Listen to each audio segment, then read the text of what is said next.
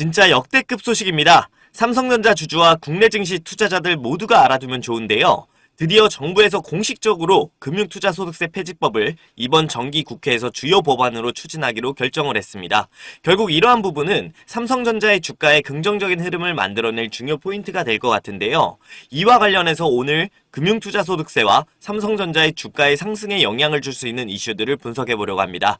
우리 국내 투자자들 상당히 많은 분들이 삼성전자의 주주이신데요. 우리가 이 기업에 투자를 하는 이유는 분명히 우리나라를 대표하는 종목이기 때문일 텐데요. 우리의 자산 증식에 도움이 될 종목으로 우리가 보고 있기 때문이죠. 결국 우리 삼전주주분들의 경제적 자유를 위한 선택이 틀리지 않았음을 제가 분석을 통해서 알려드리도록 하겠습니다. 시작하겠습니다.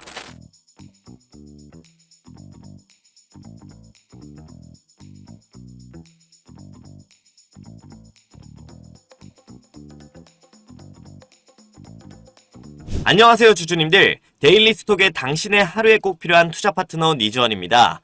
삼성전자 주가는 14조 규모의 매도를 34일간 지속하던 외국인의 수급이 매수로 돌아서면서 이틀 연속 반등이 나오고 있는 상황입니다.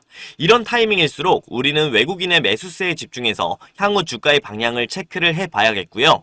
또 현재 외국인의 매수세에 영향을 주었던 부분들을 집중적으로 체크를 해보도록 하겠습니다. 그리고 지난번 업로드 드렸던 영상 1부에서는 삼성전자는 왜 외국인이 매도를 할 수밖에 없었나에 대한 이야기를 전해드렸는데요. 그 이야기에 더해 오늘은 삼성전자 외국인이 왜 이제는 매수할 수밖에 없나에 대한 이야기를 전해드리려고 합니다.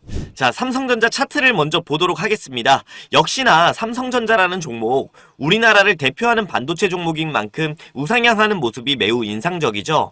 다만 21년도 고점 96,800원에서 지속적인 주가 하락이 나타나고 있는데요. 최근 반등 구간에서는 전고점까지 오르지 못하고 조정으로 깊이 좀 빠져준 모습입니다.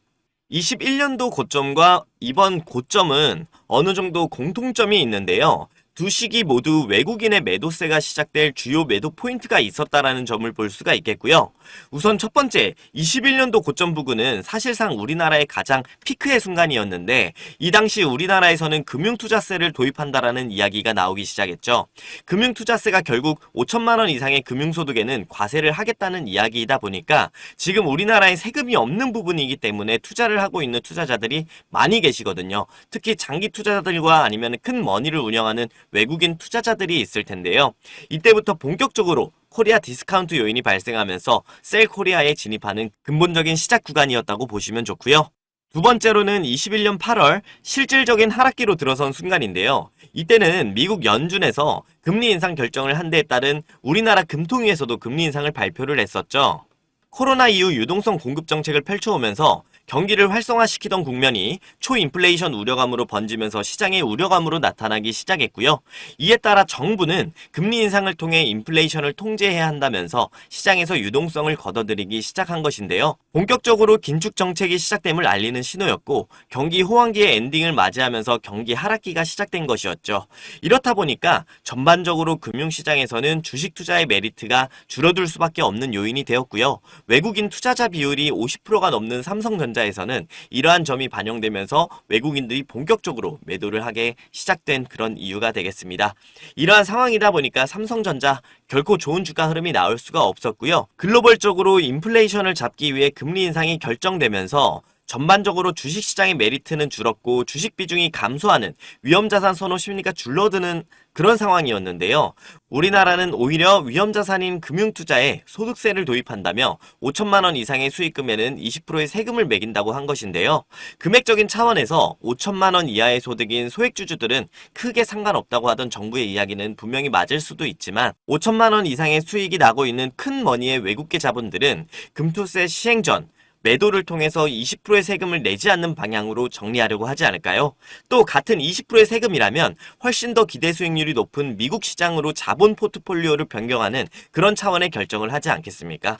근데 우리나라는 3억 이상의 금투세에는 또 25%를 부과한다고 하니 이것 참 당연히도 미국 시장으로 자금 이탈은 당연한 수순으로 좀 보이고 있는 상황입니다. 결국 지금까지는 글로벌 전반적으로 위험자산에서 물이 빠져나가는 상황 속에서 세금적인 부담까지 더해지면서 매도세를 쥐어짜는 그런 상황이 국내에서 펼쳐지고 있는 것이고요. 이러한 상황은 결국 전쟁국 러시아보다도 수익률이 낮은 우리 증시를 만든 그런 방향성을 만들고 있다는 점입니다. 그럼 이제 우리는 지금 현재 상황을 어떻게 좀 흘러가는지 체크를 하면서 외국인의 수급과 전체적인 주식시장의 수급을 전반적으로 체크를 해봐야 될 텐데요. 차트를 다시 보게 되면 22년 10월부터 주가의 반등이 나오기 시작했습니다. 이때 우리나라가 정말 최악의 저점을 형성해 나가고 있었고요. 삼성전자 주가는 51,800원, 여기까지 하락이 나오면서 반등이 나오기 시작했습니다. 이때 정말 중요한 이슈들이 또 발생을 했고요. 21년도에 유예했던 금투세를 23년도에 도입하는 것이 맞냐는 것에 대한 논의가 9월 달부터 시작을 했거든요. 이 논의가 시작되면서 주가는 반등하기 시작했다라는 거고 12월 20일 이쪽이거든요. 이 부분에서 속보가 나오면서 2년 추가 유예에 대해 결정이 된 것이었죠. 이때가 우리나라 코스피 코스닥의 바닥과 삼성전자의 바닥이었다는 것을 우리는 기억을 해두면 좋을 것 같습니다. 실제로 이때부터 외국인의 수급이 29억만 주를 보유를 하고 있었는데 바닥을 찍고 반등을 하기 시작하면서 최근에는 33억만 주까지 다시 매수를 해놓은 상황입니다. 결국 금융투자 소득세 유예와 관련된 이야기가 나와주어야 외국인들도 매수에 가담한다는 것을 어느 정도 이 부분을 통해서 확인을 한 것이고요. 이제 올해는 다시 금융투자 소득세를 반영할 것인가에 대한 결정이 나와주어야 할 텐데요. 대부분 투자자들 이 부분 매우 관심 있게 지켜보고 있고요. 여기 차트의 24년 4월을 한번 보시게 되면 조정이 한 차례 또 크게 나왔거든요. 이때도 우리나라 총선에서는 민주당이 압승을 하면서 주식시장에서도 금투세와 관련된 부분의 폐지가 사실상 불가해지는 것이 아니냐며 조정이 이렇게 크게 나왔고요. 7월에는 세법 개정안이 발표된 후부터는 본격적으로 증시의 흐름 자체가 어느 정도 이 유예에 대한 이런 기대감이 좀 줄어들면서 무너지는 흐름이 나오고 있다는 것을 우리는 예의주시를 하면서 보면 좋겠습니다. 하지만 이제 우리는 앞으로의 긍정적인 흐름을 좀 봐야 되잖아요. 빠르게 앞으로 호재거리에 대해서 알아보겠습니다. 전반적으로 이제 글로벌 증시에서 위험자산 선호 심리를 자극할 금리 인하라는 통화 유동성 공급 정책이 시작되었으니 주식시장으로도 수급이 들어올 것이라는 점 생각을 해둬야겠고요. 여기 보시다시피 금리 인하기가 시작되자마자 초기 증상인 회사채를 미리 사들이는 현상이 만들어지고 있는 상황입니다. 또 국내 증시에서는 최근 밸류업 프로그램이라는 증시 활성화 방안 등을 9월부터 시행해 밸류업 지수를 만들었는데요. 한 달 동안은 지금 주가가 떨어지고 있는 상황이지만 앞으로는 이와 관련해서 먼저 밸류업에 나서는 기업들을 추가적으로 편입하는 조건 등으로 진행을 한다라고 합니다. 이와 관련해서 주주 환원에 대한 부분과 세금 감면에 대한 부분 분명히 증시가 메리트를 얻을 수 있다는 부분으로 보이고요. 11월에는 ETF까지 도입해서 본격적으로 자금이 들어올 수 있는 환경을 만든다고 하네요. 그리고 또 금투세와 관련된 부분이 우리한테는 가장 중요한 포인트가 되겠죠. 10월 28일부터 해서 여야 공통공약협의회가 출범되면서 논의가 시작되었습니다. 금투세 유예 및 폐지에 대해 당정의 결론을 따르겠다고 민주당에서 발표를 한 적이 있는데요. 이번 공통공약협의회가 출범된 만큼 현재 협의 중인 내용들에 대해 빠르게 협의 후 발표할 것으로 보이는 상황입니다. 또 이미 현 정부와 여당은 폐지에 힘을 실어주고 있는 상황인데요. 7월부터 민주당에서도 이러한 논의가 본격적으로 진행되고 있다는 점, 특히 민주당에서도 시행하려는 의원들이 거의 없다는 등 내용을 살펴보면 조만간 우리가 기다리고 있는 내용이 나오면서 코리아 디스카운트를 해오던 이런 요소가 해소될 것으로 보입니다. 그러니 이번 삼성전자의 외국인의 순매수가 매우 기대가 되는 부분이라고 생각이 드는 구간이고요. 이틀간 반등이 나온 삼성전자, 외국인 순매수는 그렇게 크지 않은 90억 이틀 연속으로 나왔지만 차트상 단기적으로 바닥은 만들어준 상황입니다. 여기서 만들어낸 바닥권을 이탈하는지 안 하는지 체크하면서 본격적으로 주가 흐름 체크해 보도록 하시죠.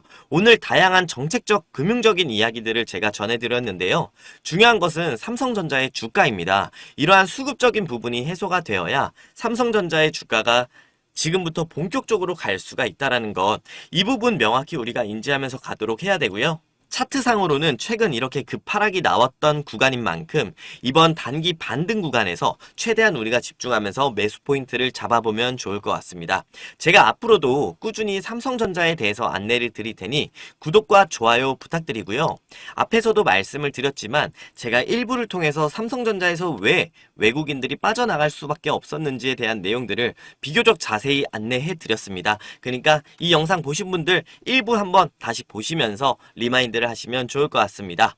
네, 그리고 마지막으로 금투스와 관련된 힘을 우리가 실어줄 필요가 있을 것 같습니다. 아무래도 지금 공통공약협의회가 출범되면서 논의가 시작됐다고 하지만 우리가 여기에 힘을 더 실어주면 그만큼 더 빠르게 금투세 폐지나 유예에 대한 부분이 나올 수 있잖아요. 그래서 제가 금융투자소득세 폐지 청원을 취합을 하고 있는데요. 실제로 제출할 자료인 만큼 여러분들의 소중한 한 표가 필요합니다. 상담 번호로 금투세 폐지 청원에 동의합니다라고 보내주시면 한 분 한 분 소중한 의견을 담아서 폐지 청원에 올리도록 하겠습니다. 꼭 이번 한 번만큼은 동참하셔서 금투세 폐지로 긍정적인 국내 증시 흐름에 도움을 주시면 감사하겠습니다. 오늘도 시청해주셔서 정말 감사합니다.